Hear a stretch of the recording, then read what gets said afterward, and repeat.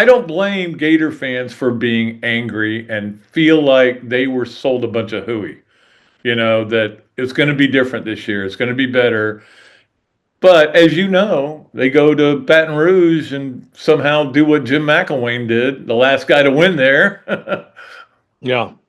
Well, and like you said, right before we talked about it, I told you about the line of, hey, as crazy as it is, we're 60 minutes away from football, from us completely looking at Brian Kelly and LSU going, what in the world is going on right now? So another duly noted podcast comes to you from the Coach's Podcast Room at Spurrier's Gridiron Grill in Celebration Point. Okay, and welcome into another duly noted podcast presented by Titan MRI and Imaging, coming to you from the Meldon Law Gator Studios. I think this is episode 481, so we're getting close. I guess 500 will come sometime in November, which will be cool. We'll get a great guest for that. Well, we always have good guests, you know that. We got a great show today. Peter Burns going to join us from the SEC Network, and of course, he's an LSU guy, fan of LSU. Didn't go to LSU, but he's a fan of LSU, and but he also has great perspective on this game. Coach Spurrier on Monday, and then next Thursday, Andrea Adelson will join us to talk about the Miami game, because she covers, among other things, Miami. She covers FSU. She covers Florida. She covers everything. She's everywhere, but specializes in the ACC. So we'll talk to her about Miami, and we'll see what happens. It's been a weird week, to be honest with you. And I think a lot of it is just that, nobody is saying anything different.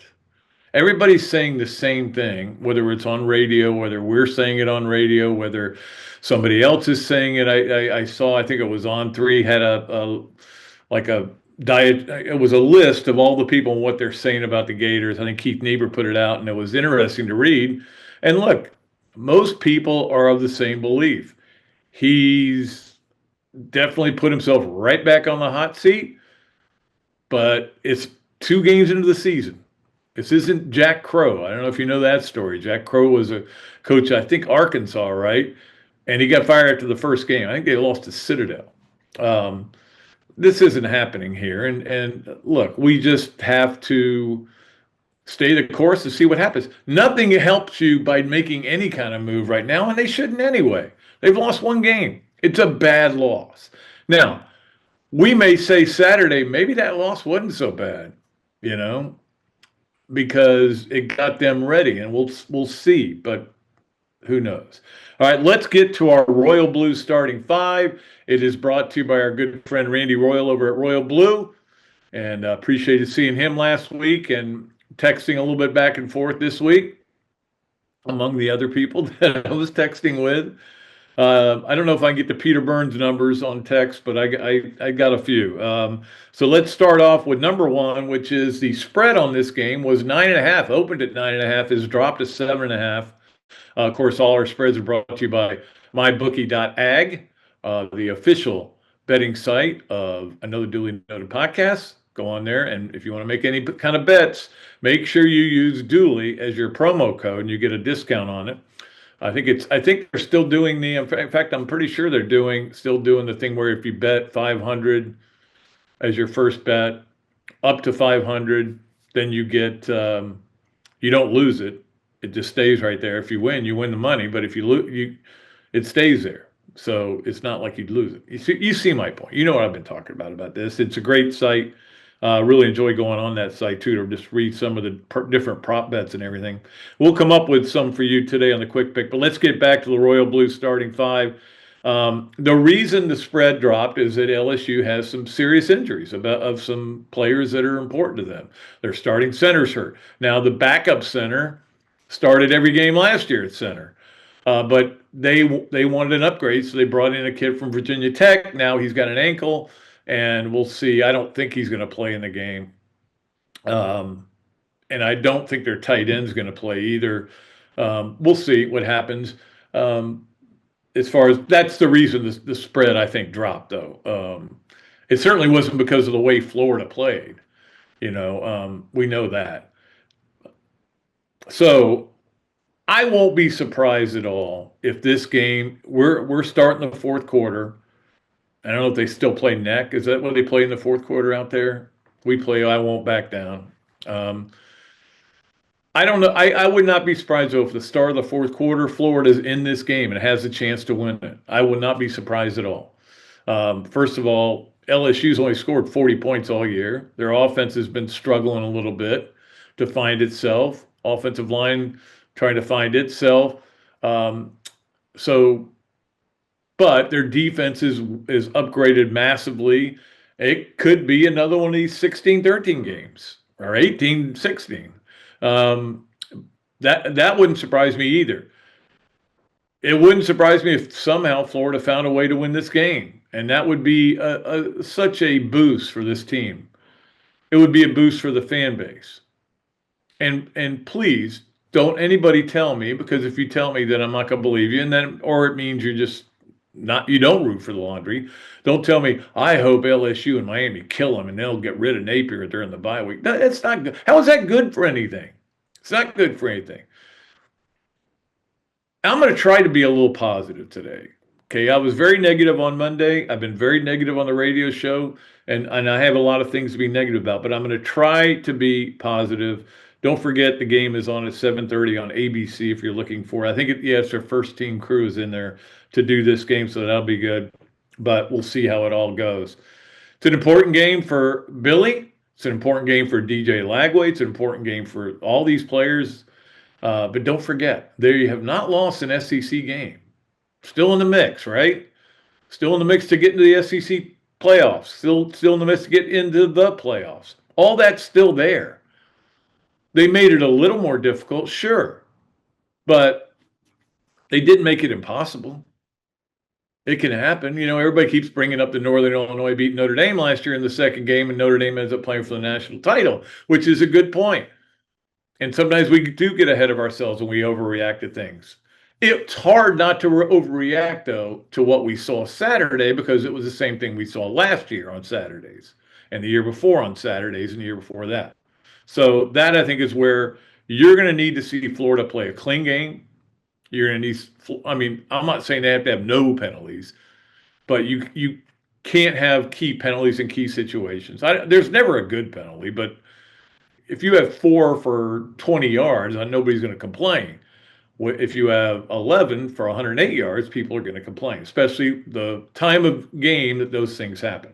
So they've got to clean that up. They got to DJ. And that's the other thing. Maybe the light goes on for DJ. There's no doubt he's playing rusty. We worried about that going into the year. We talked about it they've got a plan. They've got a plan. And they had a plan. And that was to get him so that maybe by the LSU game, he'd be 100%, and not only in terms of help, but in terms of his ability to read the defenses. And, he would have 9 games behind him now as a starter, ready to go. Well, that hasn't happened. But he's missed a lot of throws. He's, just missed a lot of open receivers. It hadn't been good. I said this before. I think he's been a very mediocre quarterback right now. But maybe he's got the talent. Maybe he quits throwing off his back or off his 2 flat feet.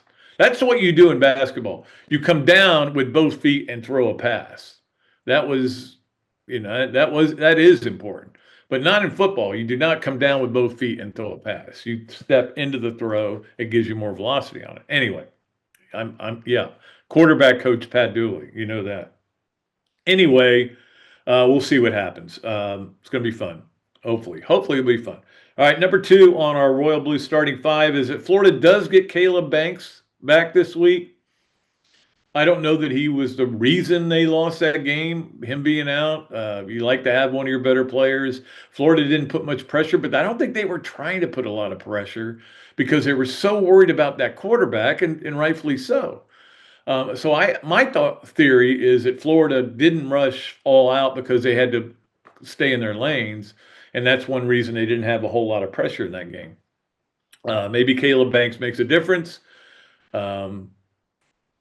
We'll see. Yeah, I hope he's 100% coming back, and I hope they didn't hold him out just to hold him out last week. That would have been a mistake. The bad news is that Dallas Wilson will not play, still wearing a boot on his foot. My fear is I know that they said they worried that it was a fracture. They did an MRI or an X-ray. Wasn't a hairline fracture, but it still hurts. So he's still in a boot. I don't know. I don't know enough about medicine. We'll get Kevin Farmer on or something to explain that to us. But anyway, that's not good news. That I just want to see him back playing. But look, the mantra has got to be if you're a player, if you're the coach, the head coach, and you go to this team and they're getting ready to get on the bus, and you say, guys, what happened last week, you need to build on. It needs to make you stronger. It made you stronger last year, what you had to go through. We don't want to go through all that to get stronger. We want to go start being stronger right now, today. I'm going to be better as a coach. You need to be better as players. DJ, you need to be great, which I know you can be, and you're not great right now, but you need to be great. We've got you prepared. We're getting guys open. You need to hit them. That would be my philosophy to them. And I think that sometimes Billy's a little too nice. He's a great guy, but I mean, well, Florida's got a track record of having great guys like Zook was a great guy until he went over to the dorm. Certainly Muschamp's one of the best I've ever been around. As far as just being a good person and fun to talk to. McElwain was actually pretty fun to talk to. He was weird. But anyway, we'll see what they're able to do, but that would be the message I would send to them. Look, I know that everybody right now, and I was there Monday, and I'm may get back there again, but is thinking, gosh, is 1-11 possible? Who are we supposed to beat? And I've said this, I don't know if I'd take Florida in the survivor pool, but I will say this, if Florida plays at its best, or even at its 90% best, with the players they have and the coaches they have, they can win. Every game is winnable the rest of the way. I know everyone will say every game is losable, and they are all losable. So it happens when you have 8 SEC games and FSU coming up on your schedule. It's what happens. So, I think it's possible for anything to happen. It's college football. It's not scripted. Let's go spot the ball and see what happens.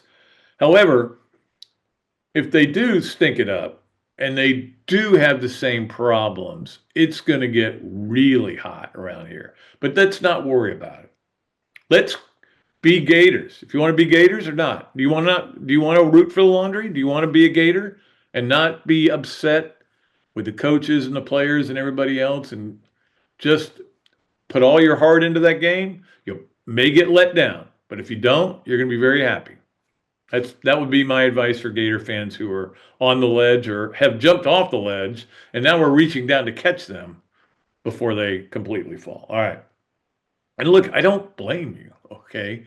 I'm not blaming you for being on the ledge. I get it. Things have got to change around here, and hopefully they change in the right direction. Jeff yesterday was playing Winds of Change by the Scorpions, which I'd never heard that song before. But anyway, yes, it needs to change. But I mean, we're not saying all the coaches need to go or things need to get better. They need to be better, and it needs to get better during this season right now. And it needs to, starting right now, starting at this moment in time, needs to get better. Probably should have started Monday, but I'm hoping it did. All right. Let's move along to number 4 on our Royal Blues starting 5.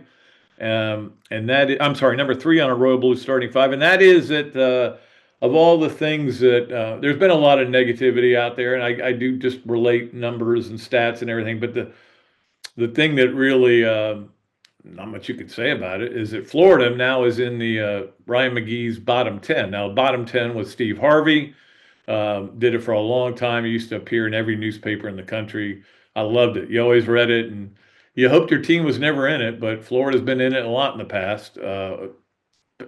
Since Meyer, they've been in it way too many times when you lose games to Georgia Southern and when you lose a game like this one. So they're in the bottom 10. Does it mean anything? No, of course not. The FPI on ESPN has Florida with a 5.1% chance to make the playoffs. I would go with that's not good. But we all know that you beat LSU and it jumps up to 31%. So, all those kind of things are interesting and we can talk about them. We just can't take them too seriously, like watch lists. Don't worry about the Heisman watch list in the preseason. Don't worry about it during the season. No, John Mateer's he's the favorite now to win the Heisman. Yeah, he may win it. You know what? He may not. I would give him I don't know, 1 in 5 chance to win the Heisman, probably. That makes it 20%. All right. So all that's going on, and then let's get to number 4 in our Royal Blue starting 5, which is that I am back. Okay, I'm back as a college football fan. I lost it Saturday night. We talked about this. I did not stay up and watch those late games. They weren't even that late. I just wanted to go to bed. I didn't want to talk to anybody about it. I'm just depressed. I don't like being that depressed over football. I've been there before. Usually I snap out of it the next day. This one took me a couple of days. I'll be honest with you. And let's also, nobody needs to say you're disrespecting USF for saying that. When they say woeful USF, yes, USF was woeful before. They're not woeful now. He's done a great job. They've poured a lot of money. They don't want to be left out. It's a great story. I think it's on ESPN about USF's rise and how USF doesn't want to be left behind when it all splits. Because we know this is coming.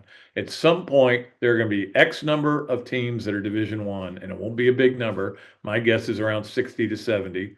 And then everybody else is going to be playing for, the Bahamas Bowl. And that's fine. And I'd love to see that because it would make these teams play each other more. In fact, I believe that if you want to do, what's it called when you relegation, and like they do in soccer, I got no problem with that. Of course, everybody's going to have a problem with it if somebody gets relegated that they like. But anyway, my point is that USF doesn't want to be left behind, and they've said that, and now they're really putting a lot into it. New stadium coming and everything. So you give them credit. Still, Florida should beat USF, and especially when you watch the game and there is no earthly reason why Florida didn't win it. There were missed calls. We all know that. The holding call that wasn't called on the big screenplay might have been the difference in the game. If they make that call, it's obvious holding. If they make that call, Florida probably wins, and we're sitting here going, I think Florida's going to go in there and beat LSU. If they don't call if they don't call the interference on Hayden Hansen, which I think was a terrible call. Some people disagree with me, but I think it was a bad call. I've seen far worse not called.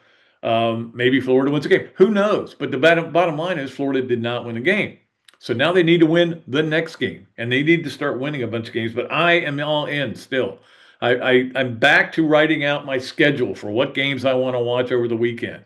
Got them all written down here, and I'm ready to go. I'm looking forward to Georgia, Tennessee. Yeah, okay. Now, I couldn't have watched if Georgia and Tennessee were playing and that game was starting after I got done with my work here.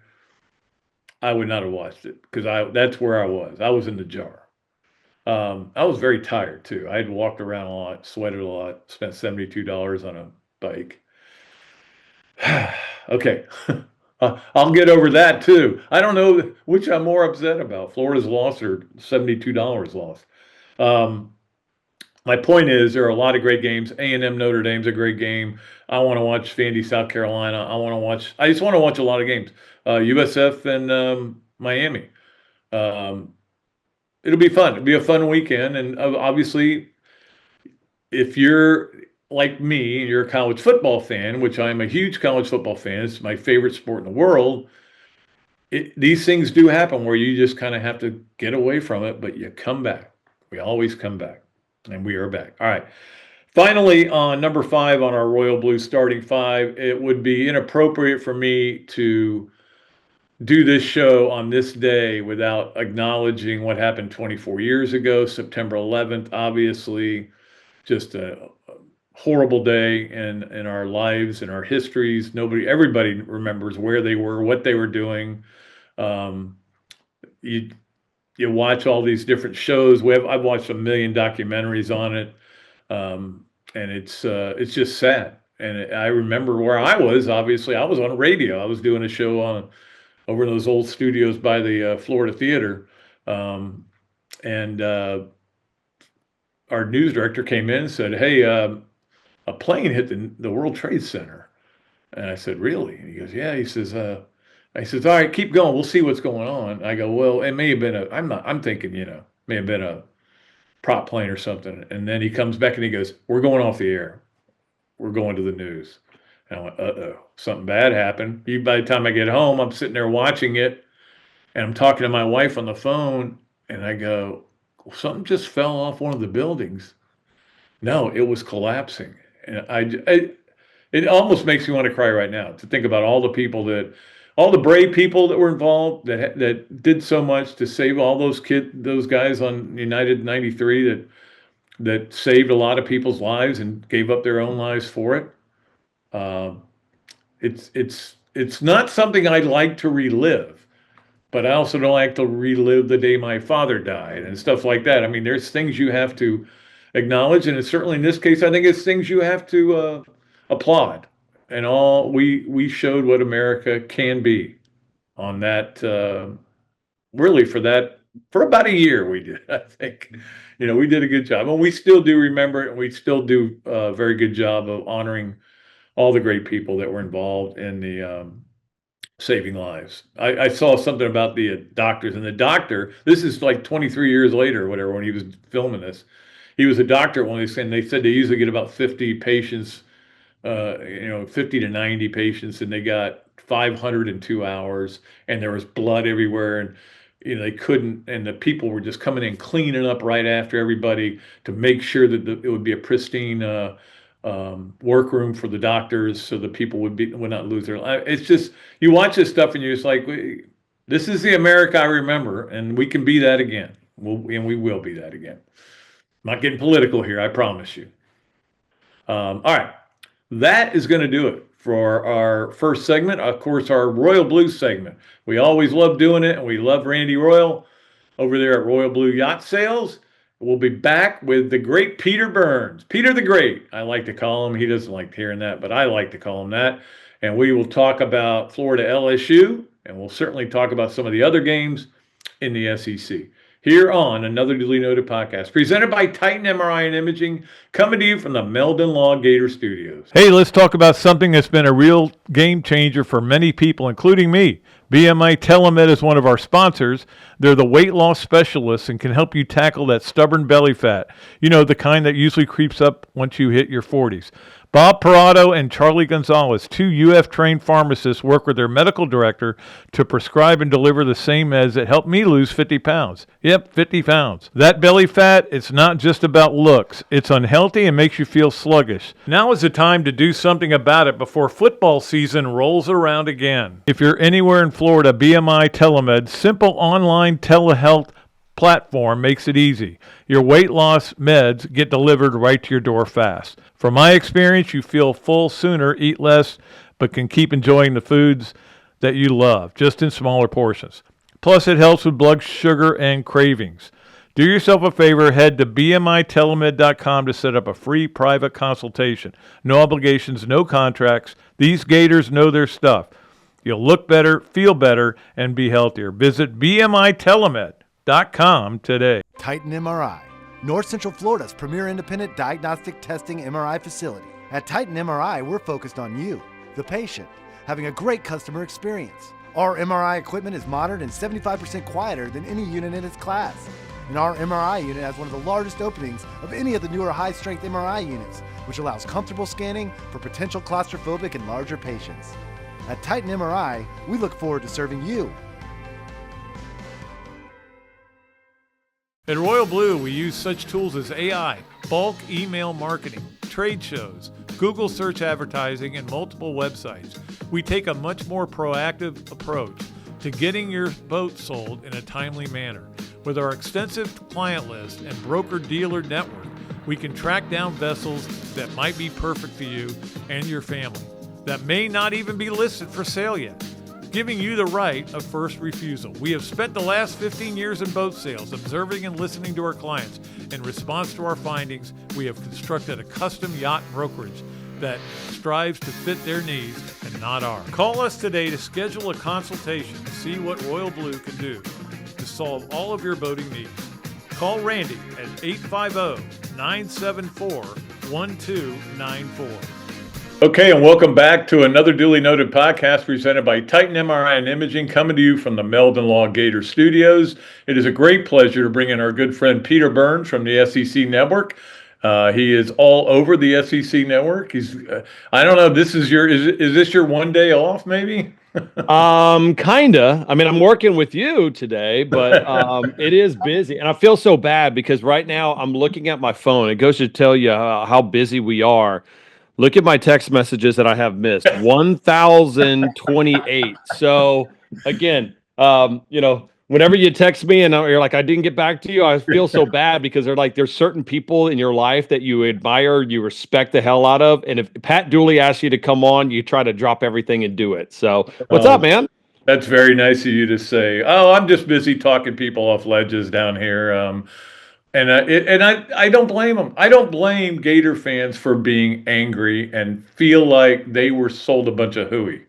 That it's going to be different this year. It's going to be better. But as you know, they go to Baton Rouge and somehow do what Jim McElwain did, the last guy to win there. Yeah.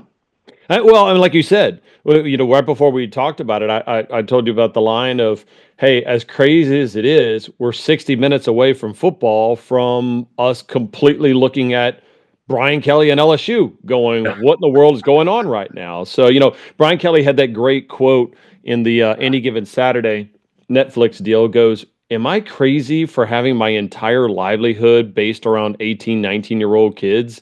And I do think, and I want to get your thoughts on it. I think in years past, let's say before 2021, we'd already know kind of what the results are baked into games, right? Like we've seen this teams trending and whatnot. But when you're adding sometimes 30, 40, 50 new players, who the hell knows? And that's the beauty of why this sport, the ratings have gotten out of control and fun as of late.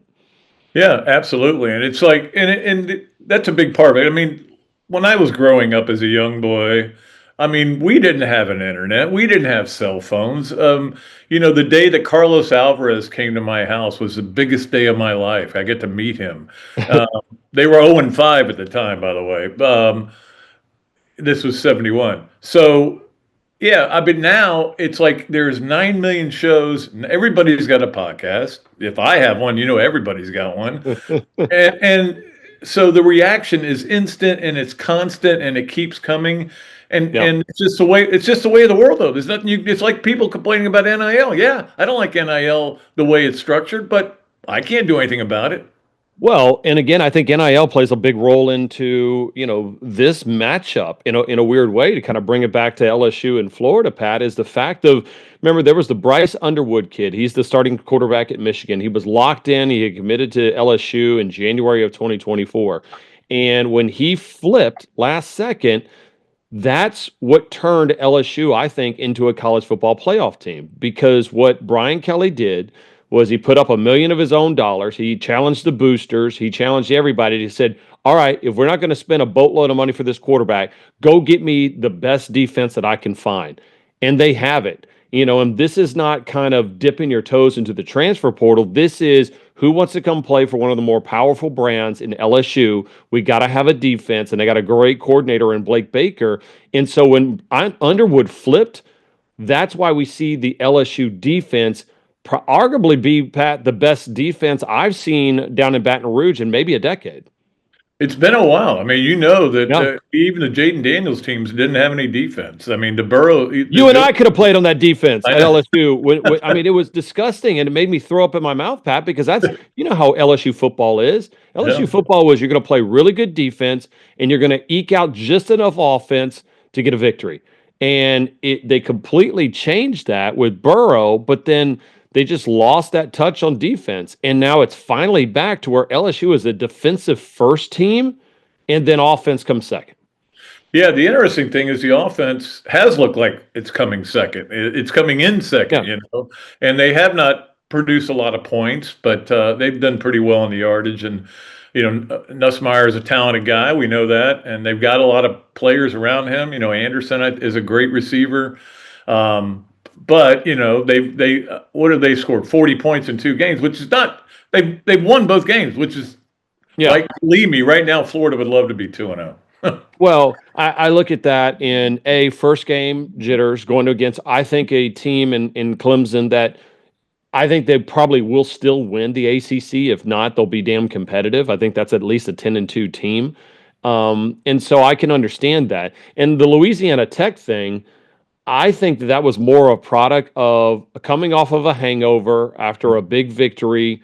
You're kind of, you're not that pumped up about it being Louisiana Tech. And I think Joe Sloan also said, I'm not going to show a lot of the playbook because I need to save it because this Florida game is damn big and they must have for the Tigers that they want to be a college football playoff squad. Yeah, and it's obviously a must-win for Billy Napier too, as we know. Have you and Chris made your bet yet? Do you know what it is?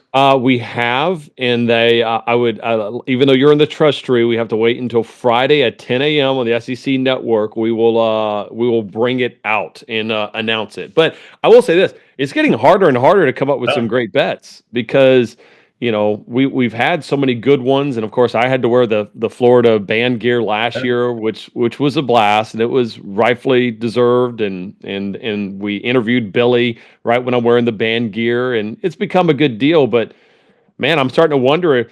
I'm almost in a weird way hoping that LSU Florida isn't one of the permanent rival games because we're running out of ideas each and every year for what our wager is going to be. Yeah, I would think putting Doring in a dress might work. Trust me. I mean, like the amount of people that said he'll have to dress up like a Golden Girl or I'll have to dress up like a Florida Gator cheerleader. I mean, we have it. And, in the world that we live in 2025, I try to stay away from some of that stuff, but you'll enjoy the one that we got coming up on Friday. And either I'll have to wear it and interview Billy or we'll have BK and CD in their reunion once again. Yeah, well, they've talked a lot. I mean, that's the unfortunate part for Florida fans, and that is amazing to think about. That Jim McElwain's the last coach to win in Baton Rouge for Florida, and I know Jim McElwain was a long time ago, and that was the hurricane situation that got postponed. Yeah, and remember that was when Foley and Joe Oliva kind of went at it on who was going to have the home game and stuff. And it has been a while, but listen, that's not necessarily new. I mean, I think I saw a tweet that was like, since 2000, LSU is like 100 wins and only 11 losses in night games at Death Valley, and there is a difference maker. And I think that I want to see what we're going to see from DJ Lagway when that crowd is rocking against a really good defense. Because last year he took advantage of a defense that was lost and a defense that was on its heels. This is completely different, Pat. I think, I said earlier I thought this was going to be a top 20 defense in the country. I think it has an opportunity to be a top 10 team or a top 10 defense at the end of the season when we look at it, because they actually have cornerbacks now that you can put on an island and they're all of a sudden you can get after the quarterback. And so, and having Harold Perkins is kind of that spy against DJ Lagway. I mean, that's how they beat Cade Klubnik late into that game. They don't have to use Harold Perkins as an every down defender. They can put him in certain spots and you either use him as a decoy or a guy that can look at DJ and go, I don't care where you're going, I'm coming after you. And I think that's one of the advantages that LSU has this year that they didn't have last year. I think what's going to be really depressing for Florida fans is watching Jack Pyburn run around out there, because he was a fan favorite because of how hard he played. And I was talking to our friend Scott Rabelais the other day, and he said, boy, they love him out here the same way because the energy he brings to the table. Yeah, it's an attitude. You talk about Pyburn, you talk about Whit Weeks.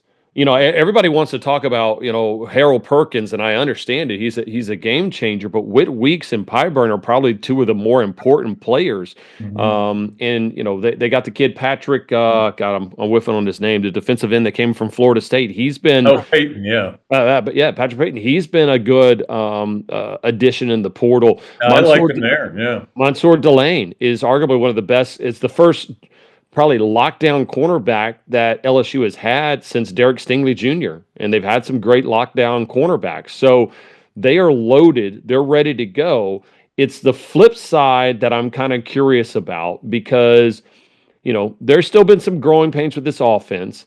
And the question is now, can LSU run the ball? I think they can run the ball better than they did last year, but they also are going to not have probably Brenton Moore, their starting center, in this game. That's a big game changer. And if you go back and look at some of the film, and I guarantee you this is what Billy and this defensive crew are looking at over down in Gainesville right now, there were a couple of times where the pocket really collapsed in the middle against Louisiana Tech, and it was because you had a backup center in there. And so you know how it is, man. When I hear it from Warfel or I hear it from those guys that I trust around quarterback play, if you disrupt the middle of that pocket, it completely changes everything for cornerback because they don't like their toes being touched whatsoever. No. And that's the matchup that I can't wait to see right from the jump in that matchup on Saturday night. I've been there to Tiger Stadium multiple times, obviously. It wasn't that bad in the 90s for Florida, and it wasn't that good for LSU then. But the bottom line is if you get good players and that the crowd, they feed off the crowd feeds off them. That's the way it works. That's how home field advantage works. And it has been a rough place for Florida to go. And I know how loud it can be in there, man. It's incredible, especially when they're yelling at me to get on the ground, because people can't see behind you because you're standing on the sidelines. I'm like, hey, and listen, Pat, Brian Kelly this week, he has put a challenge to LSU fans. And this is not we want you to be loud type stuff. Like, he has made it a point that he thinks that can be a game changer because that DJ hasn't had an opportunity to play in Tiger Stadium, because he didn't play in spring, it wasn't 100% in fall. They want to confuse that young man. Now, with that being said, I don't think DJ Lagway is 100%. I don't think he's playing to his potential right now. But man, I don't think he's also a kid though that gets rattled easily. And that's what gives Billy Napier and the Gators a fighting chance, is that I don't know how much DJ Lagway cares. There's 110,000 drunk LSU fans yelling at him. And that's the ultimate compliment I can get to a very talented player. One time I was in Alabama and I wrote something like, there's 80,000 drunk people yelling at him, and all these people sent me emails complaining. They said, I'm a teetotaler and I can't believe you would throw us all into one. And I go, calm down, okay? Hey, I tell you, as an LSU fan, because I'm going there, I will do my show on Friday from there, and then I will be nothing but a fan at that point. So I will be one of those guys that will probably be a cocktail or 11 in coming up this weekend. Now, I won't wear LSU gear because I don't need to have Billy looking at me at the sideline going, what the hell is going on here? But I'll enjoy myself. Well, if they've got that Gator on the spit, I mean, you got to take at least a little bite of that. Oh man, they always do. That's one of my favorite deals that they have. But I can't wait, man. It's a truly great environment, and it means just so much too. Because I go back and look last year, Pat. You and I talked about it, and I talked about it at CD. Everybody was talking about, well, Billy's really hosed because of the schedule and it's going to be tough for him. And I said it on Monday, the schedule is the savior for Billy Napier, because now he has opportunities to knock off a bunch of teams like he did last year. And it saved arguably his career last year down in Gainesville. We'll see what happens when he gets challenged coming up with not just this week, but the next 3 weeks or so. I said this, and again, I was a little bitter after that game Saturday, but I said this on our Monday show. I don't know if I was in a survivor pool if I would take Florida any game the rest of the year. I mean, Mississippi State just knocked off Arizona State. They look pretty good. True. You get them, you get them at home. Now, Kentucky, I think, is pretty wounded, but I don't know the Yeah. psyche of Florida at that point. You might have a team like it was at the end of last year that is, hey, it was us against the damn world. It's Yeah. Gainesville versus the world, and they were damn near unstoppable. So that's where I want to see. And I know that LSU is going to try to deliver a blow early in that matchup because they want to see if there's some fight left in Florida. I think there always will be. I like Billy, and I think those guys fought for him. But how many times can your back be up against the ropes and you punch back? You stick around early, and all of a sudden, DJ Lagway, Jaden Ball runs the ball pretty well, and they hold the ball for 7 minutes at 7-0. That gets 100,000 people starting to sound like 60,000 people. If that gets off to a quick start. Well, they got to play clean, and again, they played the opposite of clean in the last game, so they've got to play a clean game to have a chance, and we'll see how it goes. The plays were there, Pat. It was crazy. I know. Doran showed me, and we're watching that morning. He goes, "Dude, watch this," and I'm like, "All right." So we're at 6:15 in the morning at the SEC Network, and he's showing me like 7 plays that could have bust wide open, that DJ missed something, or wide receiver missed an assignment, or there was a stupid penalty. And I'm like, all right, you lost to a good South Florida team, but South Florida didn't necessarily beat you. It was a lot of just self-imposed, shooting yourself in the foot.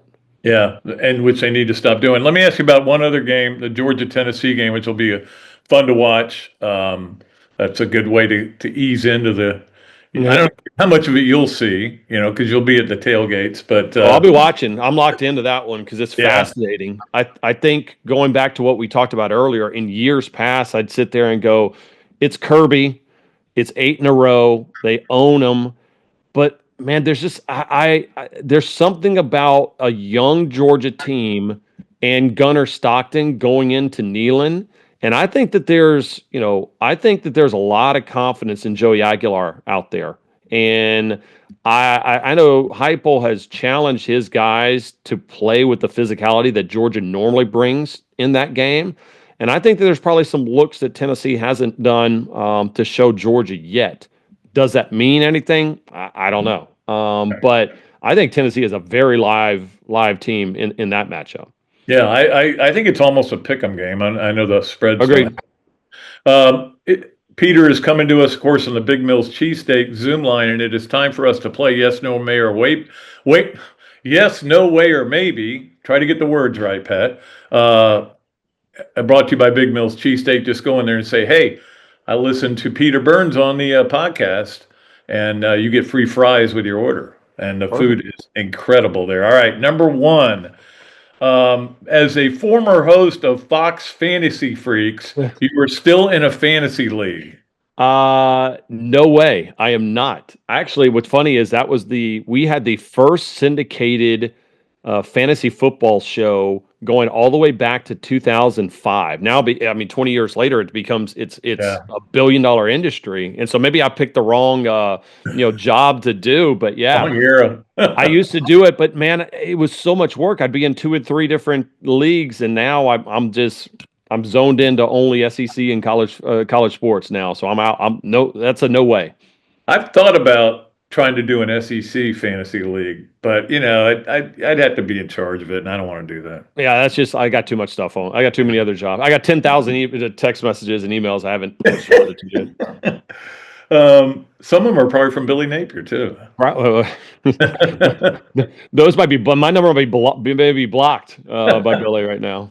All right, number 2 on Yes, No, Way, or Maybe with Peter Burns. You own a Rattler ring from St. Mary's of San Antonio. No, that's another no. Now I did graduate there, and played college golf there, but I never got a graduation ring. I got the diploma somewhere around here, I think. But I never got a ring, believe it or not. I don't know why. I think I still have my high school ring, but I don't have my college ring. I didn't even know it was a thing until I started doing a little research, and I said, this is pretty cool. I was going to ask you if you knew the fight song, but I couldn't find that they had a fight song. And the only thing, what's funny is the deal about that is we used to have at St. Mary's University, it's in San Antonio, Texas, Yeah. and they used to have a football team, and the head coach at one point was Dwight D. Eisenhower. Kind of a random fact back in the day. There you go. That would have been a great thing to ask you. Okay. Finally, number 3 on Yes, No Way, or Maybe with the great Peter Burns. You have seen Chris Doering weep in your life. Maybe. I can't confirm. I don't want to. Actually, well, yes, I have. I think twice. One was, I think, FaceTiming me with his son after Florida won the national championship. What a cool moment that was. Sure. And I'm pretty sure I've seen it, but I don't remember it when it's like 3 a.m. at a blackjack table in the Bahamas after a really bad shoe. So I think I've seen it at least twice right now. Well, I don't know that I ever have. I know he was teary-eyed, as I was too. I got to be honest with you, because that was cool to be at a bar and be able to watch it, and obviously to be there. My daughter was at the game too, so they all had a great time. Hey, Peter, I cannot thank you enough for coming on. You're a great man, and we love having you. We love watching you on the SEC Network. We love listening to you on Sirius, which I do every morning when you are on with Chris or with Alyssa, and it must be fun working with those people. They're a blast. It's a good, and like I said, it's so funny, Pat. I get so many people that text me after a show or message me on Twitter or something like that, going, "Do you and Doering hate each other?" And when I legitimately say I could argue that he might be my best friend, which is really cool, and what a stand up. And I swear to God, do not tell him I said this. Oh, nobody listening to the podcast, all right? Yeah. But you talk about just the work ethic that I've seen from him, and you understand about the walk-on mentality. He tackles that in every facet of life, whether it's our show every single day or his prep for SEC Network and his business. Like I admire him. And again, that's our secret. But except for this weekend, to hell with Chris Doering. We'll have some fun. But listen. I think it's going to be a great one. I'll give you a score prediction. I think it ends up being 31-17. I think LSU pulls away a little bit late in that one. Yeah, I got it at about 23-12, something around there. I think I would not bet LSU and give the 9.5 points though. That's a lot of points to be given, and I'm sorry to see it move down too. I think I just peeked at it earlier today, and I think it's down to like 7.5. And I think that's because of some of the injuries that LSU has coming into this matchup. Absolutely. Just tell Chris hello when you see him, and remind him that I got him started on radio back in a little old place over there, and that Chris Doering was not ready for the SEC Network, but he certainly is doing a great job. Well, you taught him well, my friend. I appreciate the invite, and let's have a hell of a weekend, all right? Absolutely. We'll be back with more of another Duly Noted podcast presented by Titan MRI and Imaging, coming to you from the Meldon Law Gator Studios right after this break. Great food, great atmosphere, a diverse menu, everything made from scratch, plenty of space, and locally owned. These are all the characteristics of a great restaurant, and you can find each and every one of them right here in Gainesville at Ballyhoo Grill. Ballyhoo Grill prepares all of their food fresh every day, from their salad dressing to their award-winning soups. Bring your family and enjoy dinner under the Tim Trebo Tiki Hut while listening to live music. Or if you're running low on time to eat out, they also deliver through Uber Eats, Bite Squad, and Postmates. A Gainesville staple that's been open for over 30 years. Check out Ballyhoo Grill on Facebook or at ballyhoogrill.com. Coach, it always impressed me how you beat Florida State to win the 1996 national championship. And I was really impressed with your 06, 08, and 09 Gator teams. And the way you coached Danny to the Heisman Trophy. A lot like what you did with Tim Tebow. You won more SEC championships than you lost home games at the Swamp. And you had plenty of super games in front of our Gator Nation. Yeah, there really is something special about the Swamp. I guess that's why we say about the Swamp, only the Gators get out alive. To the Swamp and the Gators, with the best beverage served at Spur's Gridiron Grill. 100% agave, Los Landeros tequila. Aged in bourbon barrels for a smoother taste. I think you mean Head Beer Coach 1966 lager, a crisp, light, bodied lager for easy drinking. Nope, Los Landeros Tequila, smooth enough to drink neat and bold enough to elevate a cocktail. 1966 lager, enjoyed on game days in the fall or whenever you need a winning cold brew. Los Landeros Tequila. 1966 lager. Los Landeros. 1966 lager. Y'all stop bickering. Okay, you're both wrong anyway. The best thing Spurrier's Gridiron Grill offers are Jerry's famous chocolate chip cookies.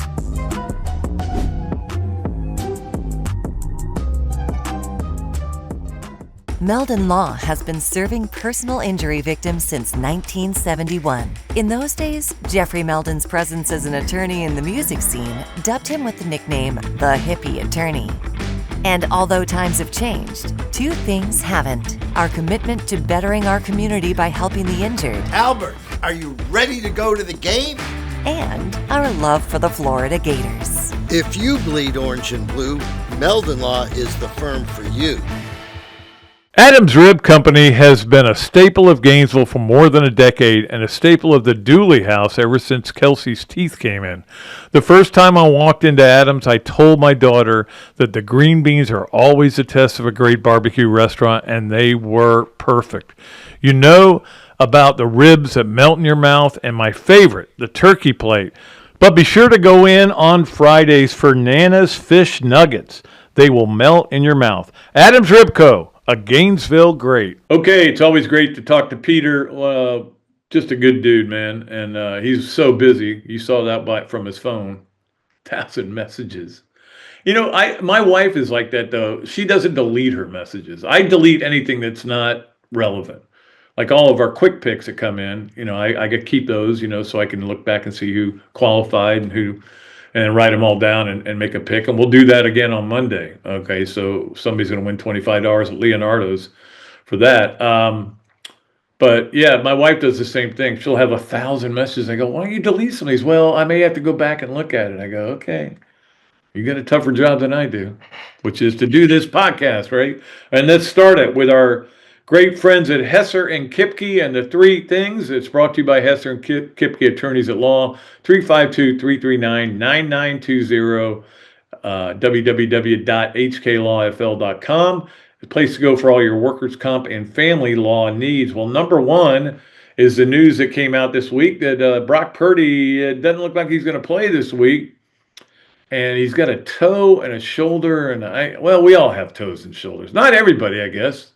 There are some people that don't. But anyway, they're saying it's likely he's going to miss more time. It's not just going to be this week. Now, my first thought was that's good, not good for Ricky Pearsall, but they've got so many people out at the receiving corps. Somebody's going to have to throw on the ball, but I would think they're going to run it more than they're going to throw it. But if you got Brock Purdy on your fantasy team, not good. I don't know that people would grab him anyway because he doesn't put up huge stats, but certainly a good quarterback. But anyway, looks like he's out. Let's go to number two on our Hesser and Kipke three things. They're calling this Wintzgate. Now this is something pretty hilarious, but this is what we've evolved to in the media, and I don't blame anybody for what they did. But a reporter asked Steve Sarkisian, he goes, "Hey, look, we're looking at all these plays that where Manning's throwing the ball, Arch Manning's throwing the ball, and he's wincing as he throws it. And I've seen him on video. They've shown it. He's wincing. He's wincing. Is there something wrong with that shoulder?" And the shoulder has bothered him at times. And, of course, Sarkisian made fun of the guy, blah, blah, blah. So that's why they're calling it Wintzgate, like it's this big controversy, and nobody knows for sure. Are they keeping a secret? Or are they not? This is a paranoia of coaches, but it's also maybe overreaction by the media, because for the media, if you look at that and you see it, the answer is to get an explanation for it. When the coach won't give you an explanation, then you just have to assume that something may be there. And you turn it into a problem. All you got to do is say, no, I think he's fine. He makes funny faces sometimes, yeah, when he's throwing the ball or like when he's feeling the pressure. But it's not the shoulder. That's fine. That's the way to handle that. I didn't think Sark handled it really well. So Wintzgate coming to a theater near you with Arch Manning. And then finally, let's get to number three on our Hesser and Kipke three things, which is the flap about the latest AP poll. Now, as we all know, the polls don't matter, but they do matter. And we've said this for years. The polls matter because it makes things more interesting. If it's 3 versus 5, it's better than unranked versus unranked, right?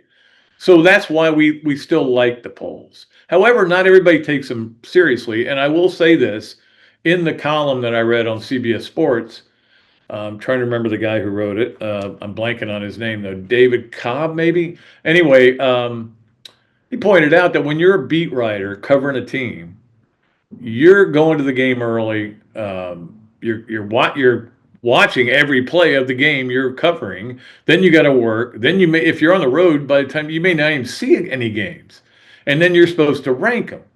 And that's a good point. Well, the big flap was over a young lady named Haley Sawyer, and I looked up to make sure she was a woman because you never know with a name like Haley is pretty much a woman's name, but somebody can be named that as a man. So I just want to make sure. She's covers Southern Cal. I think it's called Bay Area News or something like that. But anyway, that's not the point who she works for.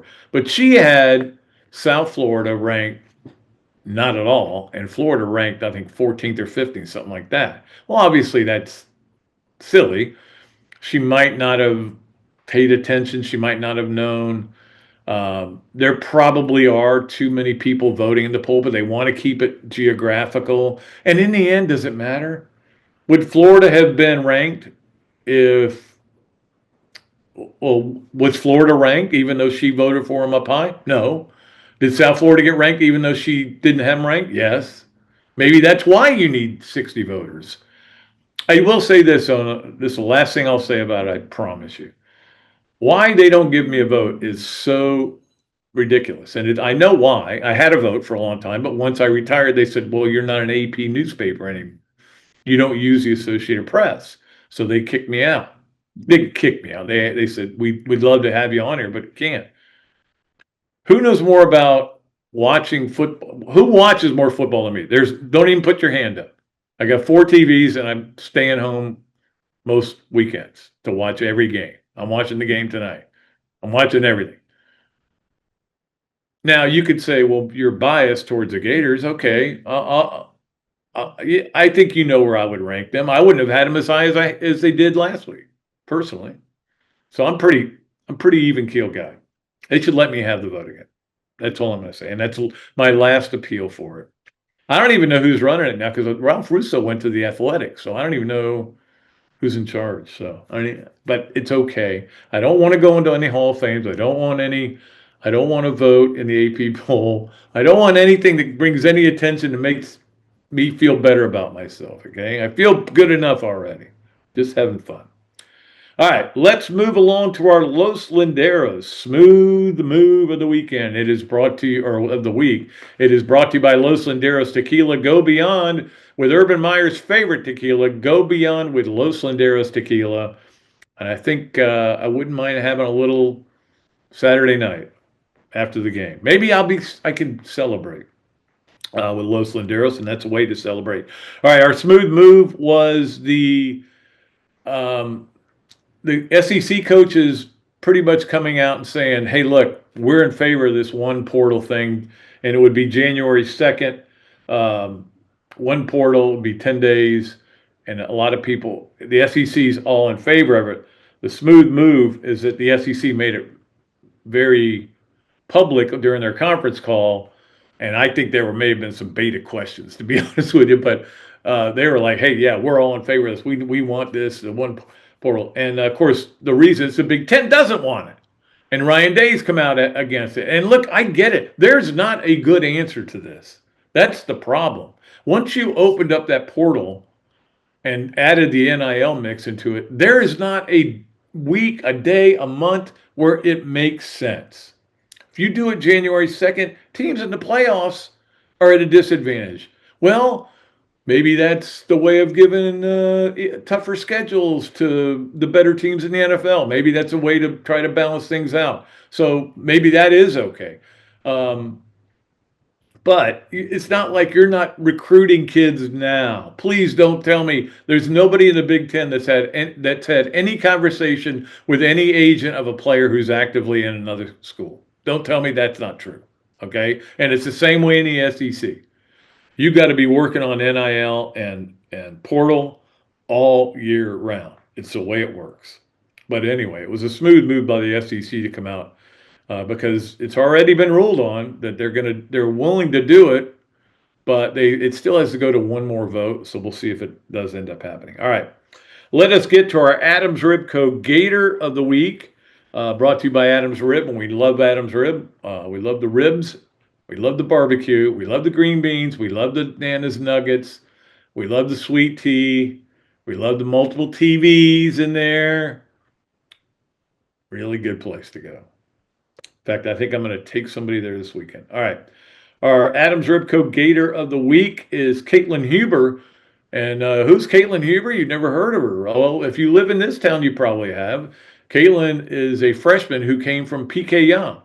And all she did in her first ever tournament for the Florida women was shoot 8 under. Now, 8 under is a score I'm not familiar with. I don't even know how you would get there. The last time I looked at her hole by hole, I think she had 12 birdies or something like that. Yeah, 12 or 10 birdies. This is a freshman now and shoots 8 under. Florida finished third in the tournament, and she's pretty amazing. Now, I got to be honest with you. I've never heard of her.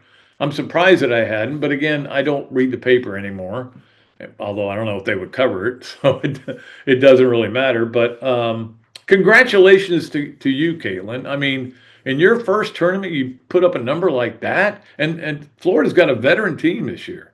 You know, they got a lot of players back, and she comes in and goes, "Watch this, 8 under." So, and again, my daughter went to PK too, so I don't think I did ask her if she'd heard of her, and I think she was too far ahead of her. Anyway.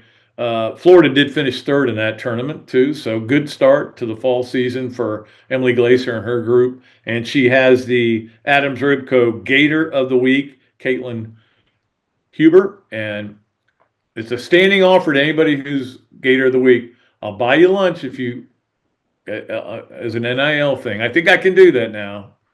If you want to meet me at Adams anytime, any of these people that have ever won it, okay? All right, let's move along to our Leonardo's at Millhopper Quick Pick. This is your last chance to qualify to win $25 at Leonardo's. You can go in there. You can order whatever you want to watch or whatever you want to eat. But I would recommend the Duels sandwich, which is chicken parm sandwich. It's very good. All the pizza, of course, is great. Great beverages, great salad bar. Leonardo's the place to go. We'll have that draw on Monday. Here we're going to give you 2 things, and this is going to be good for you. I'm trying to get as many people qualified. We do have a lot of people qualified, and I know a lot of you are part of the qualification was the game tonight. So by Sunday I'll have all the names down so I can pull a winner. Anyway, our Leonardo's and Millhopper quick picks are 2.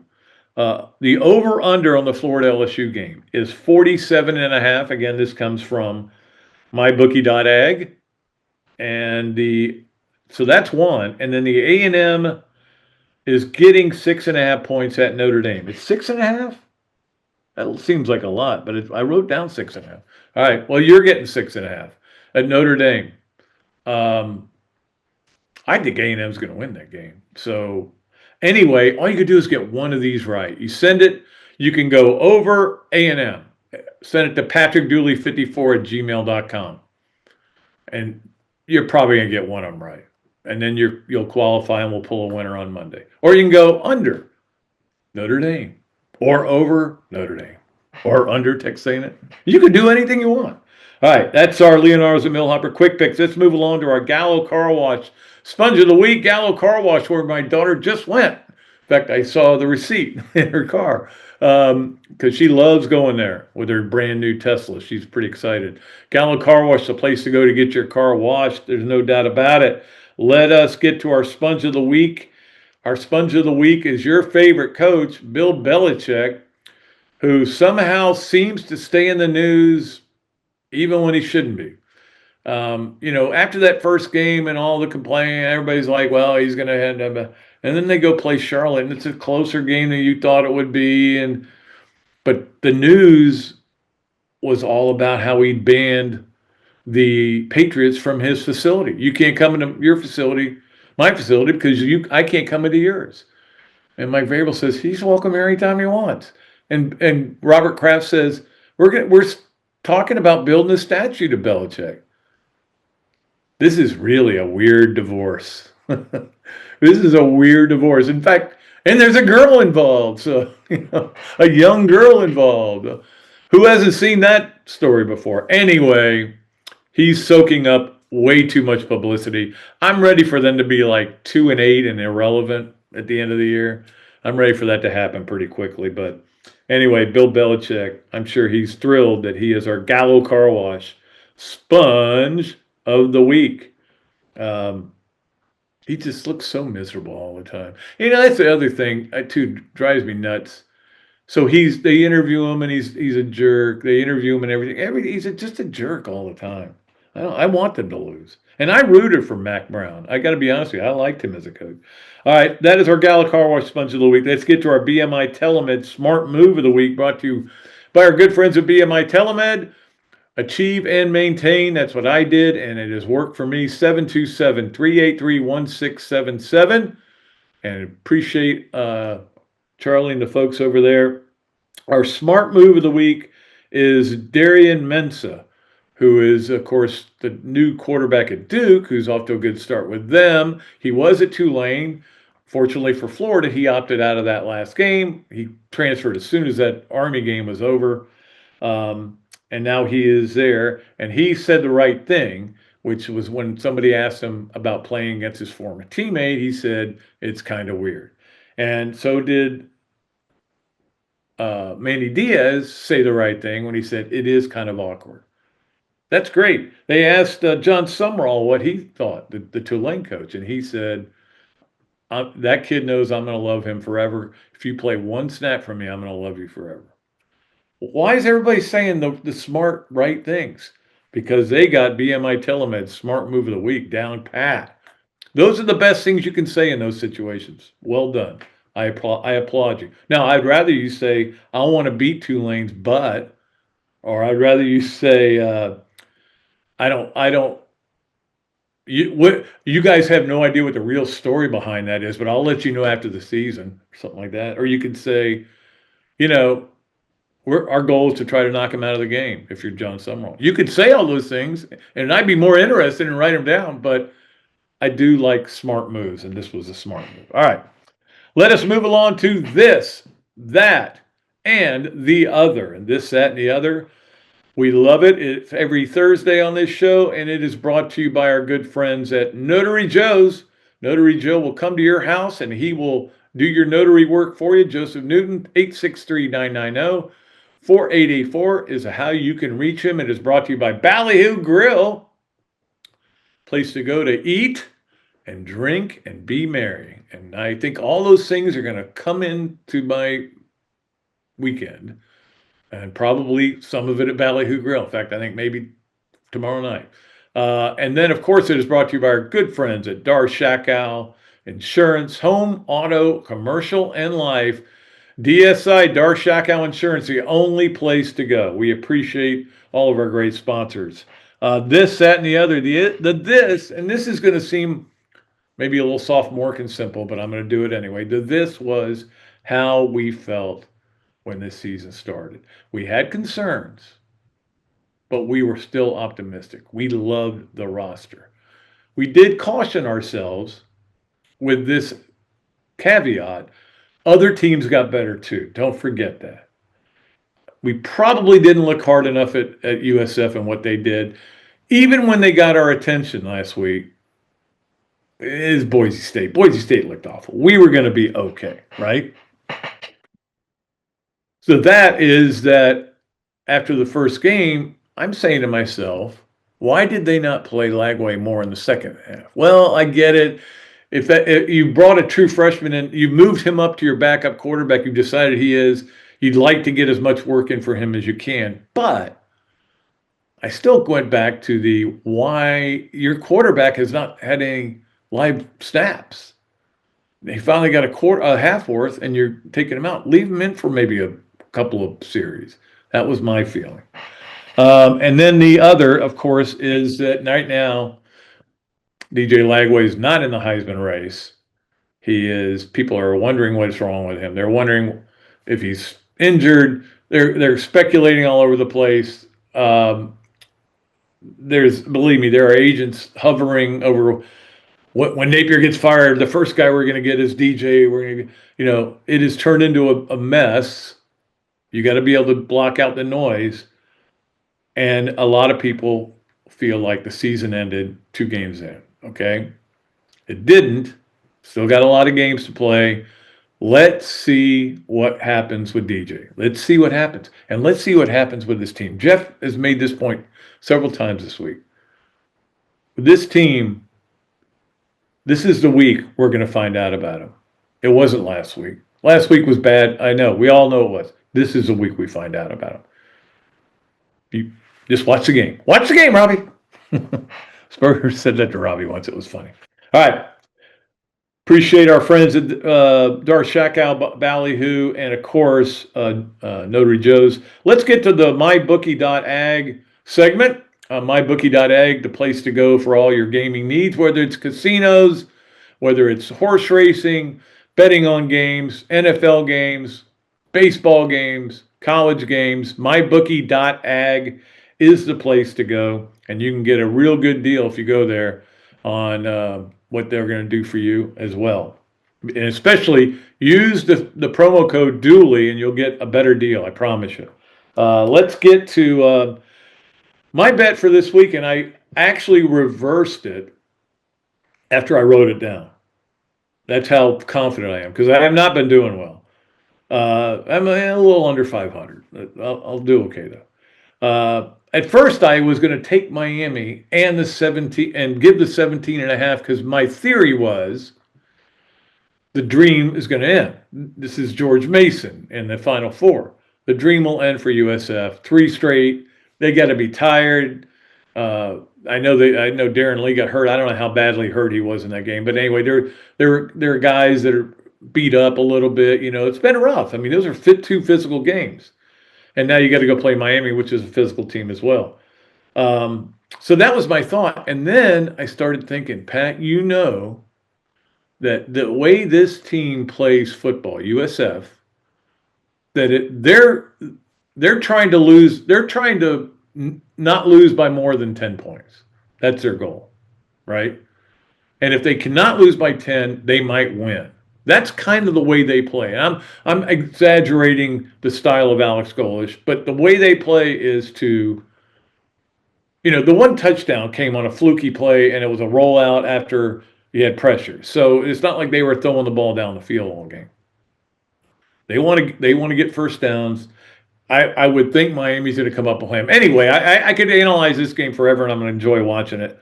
But I decided to take USF in the 17.5. I think it'll end up being a 20-10 game. I think Miami will win. They'll say, man, our offense struggled, but, this team, it takes the air out of football. Their hurry-up offense just takes time off the clock, and it's brilliant if you can get away with it, if you can do it. And, of course, that's the other thing. Then I go back to the other thing where, probably Miami won't commit 11 penalties, but they might. Who knows, man? Who knows? This is why it's called gambling. It's why why so many people are obsessed with it and have fun with it and enjoy it. Just don't let it get a hold of you. Okay. I don't want to have to read that disclaimer at the end of that. Anyway, let us move along to our Gainesville Quarterback Club segment. Gainesville Quarterback Club. We had a great time there Tuesday with Scott Strickland. Really didn't get any Napier questions, which was kind of strange. But I think we all kind of know what's going on. There was a statement put out, and it says Scott Strickland, but it wasn't signed by Scott Strickland. My gut is that it was fake. It doesn't really matter. Okay. But Anyway, Scott was really interesting. He had a lot of interesting things to say and talked about a lot of things, a lot of different things. Can't talk about a lot of them because what happens at the Gainesville Quarterback Club stays at the Gainesville Quarterback Club. So you need to become a member. Guess who's coming this week? It was supposed to be Kevin Carter. He canceled it at the last minute, but we got together and we got somebody. And mostly, I give Mike Floyd all the credit. I give him 100% of the credit. I was trying to get somebody else. He got Jimbo to come, even though Jimbo canceled last year at the last minute. But Jimbo's coming this year. That will be interesting. Very interesting. And I am going to tell my joke about how, and this is a true story. I'll tell it here and then I'll tell it there. We're at the, maybe I won't tell it there. I want to be nice to Jimbo. It's not his fault he went to FSU. But so we're at the SEC Media Days. We get done with all of our work. We go down to the bar and there are all the stenographers, these two women and a guy, who do the ASAP stuff. They take down every word that everybody says, are in there. And I think they were doing shots of tequila. I think that's what we were looking at. We go, wow, you guys had a rough day, huh? And they go, we did Ed Ogeron and Jimbo Fisher back to back. And we needed to drink when we were done. Because, you know, how Ogeron, and we didn't mean that. And then Jimbo's, he talks like that guy at the end of the gambling commercials. Anyway, it's still going to be fun to hear what he's got to say with his new life. He wants to be a coach again. Look, I will say this. I'm just going to say this out loud, and you can argue with me. I think he at his best was as good a play caller as there was in the country. I think a couple of guys surpassed him, but I still think he knows how to call plays. However, you know, there's other baggage there, as you know. All right, let's. That's our Gainesville Quarterback Club minute here, and we look forward to being there on Tuesday night. And it'll be a lot of fun. Of course, we're waiting for. I think then it's a bye after that. Yes, and then the Golden Gala with Todd Golden, which is going to be great. Can't wait for that. Of course, we know Will Muschamp's coming. A bunch of other greats. Noah Brindis, can't wait to. I did get a text from him over the weekend. All right, let's move along as we always do and wrap it up with our Swamp Games of the weekend. It is brought to you by the Swamp Restaurant, where a lot of people are going to be this weekend. There's a lot of stuff to watch in there, and it's, you know, the funny thing is when the Gators are home, it's packed. But then it, you know, obviously people leave to go to the game. But for a weekend like this, it'll probably be packed the whole time. It'll be a lot of fun there. I know my daughter's going to probably. Oh, actually, I think she's working, so I don't think she is going to go. Anyway, I tried to give you the highlight games.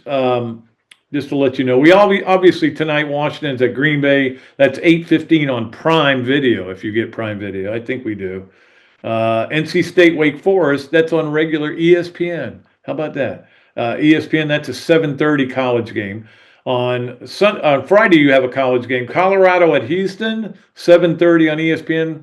Yeah, I'll watch that. Maybe. Depends on what I'm doing that night. All right. So Saturday.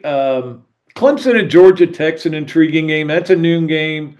You know, it's a game I want to watch. I'm going to watch that game. That's for sure. Obviously, Georgia Tennessee 3:30 on ABC.